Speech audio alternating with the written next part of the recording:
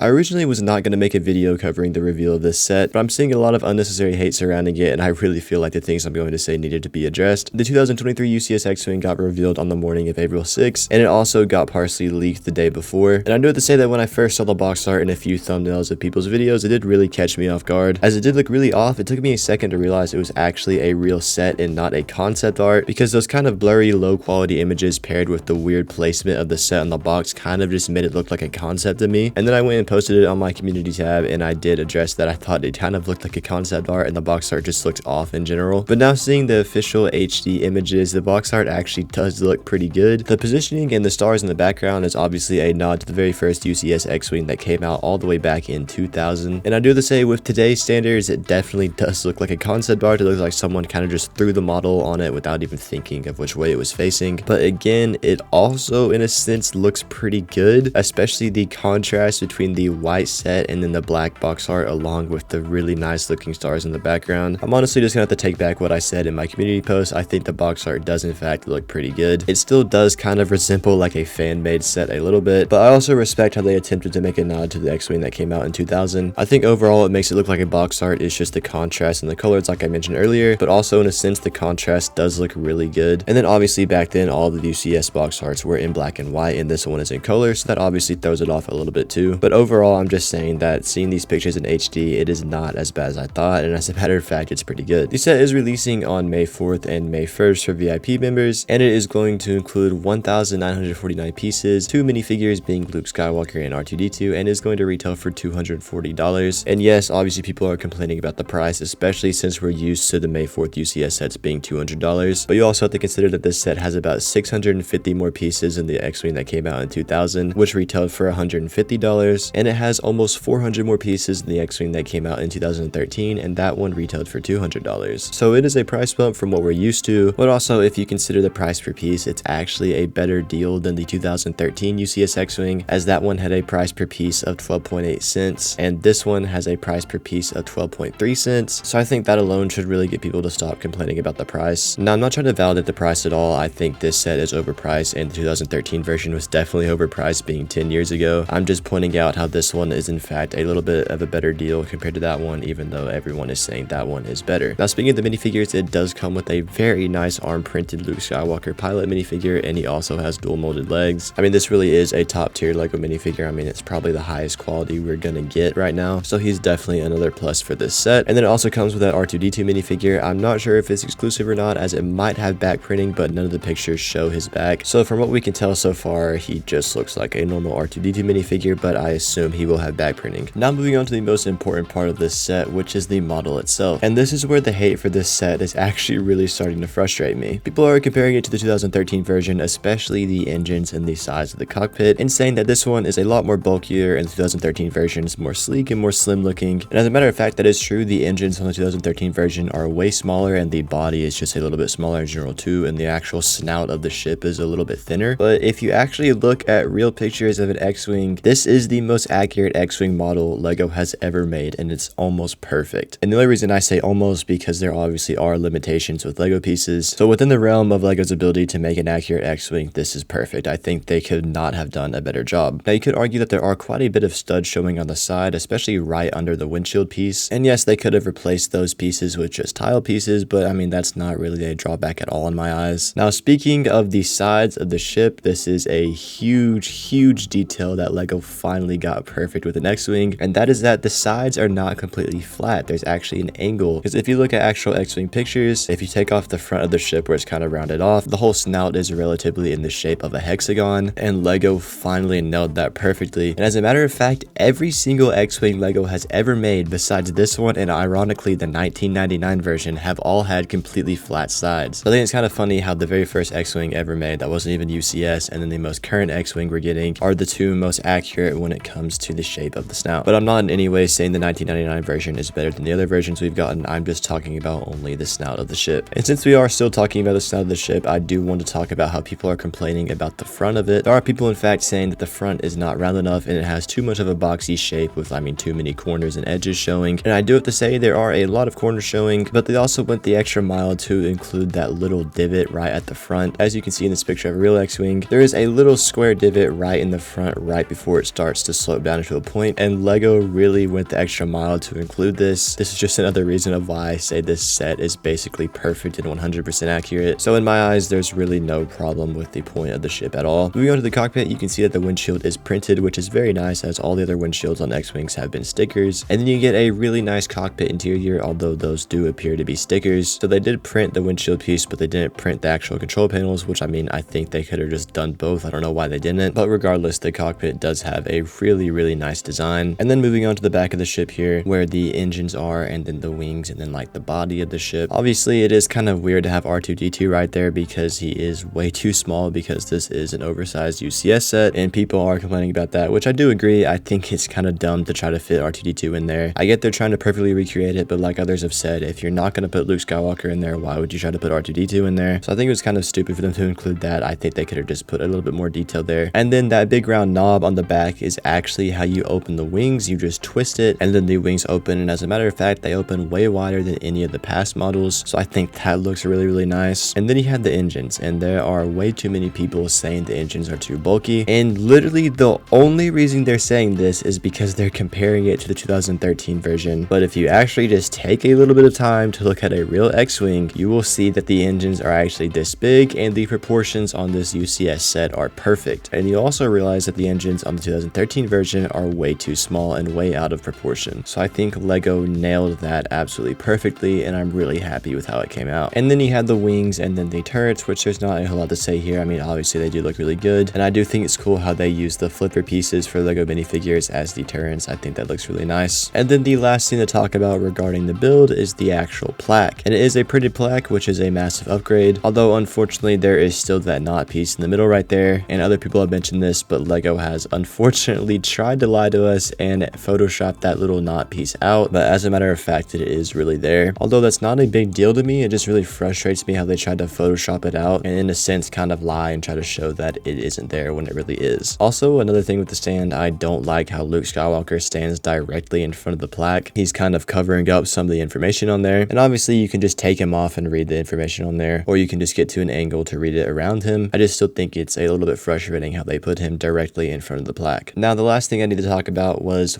this set a good choice for this year's May the 4th UCS set? And really the answer is no, and X-Wing was not the move for this year. Although the model is perfect, it's the best X-Wing model we've ever gotten. As you guys know, this year is the 40th anniversary of Return of the Jedi, so it's kind of disappointing that they went ahead and made an episode 4 set instead of an episode 6 set. I think the very best option for a $200 UCS set from Return of the Jedi would have been a remake of the UCS B-Wing. That is one of my favorite UCS sets ever made, and as a matter of fact, I do think it's one of the most underrated UCS sets ever made, so it would have really been neat to see LEGO put all of their effort into a new UCS B-Wing for this year, and then call it the 40th anniversary Return of the Jedi set. But no, they decided to remake a UCS X-Wing for the 3rd time, and it's only been 10 years since the last one, and obviously 10 years is quite a long time, but these are UCS sets, so they're supposed to be kind of unique, and it has been 11 years since the UCS B-Wing was made, so I think that would have been the best option. Let me know in the comments if you agree or disagree with what I said in this video, and if you are looking forward to getting this set when it comes out in May, and if you want to check out more of my videos, you can see them on the end screen right now.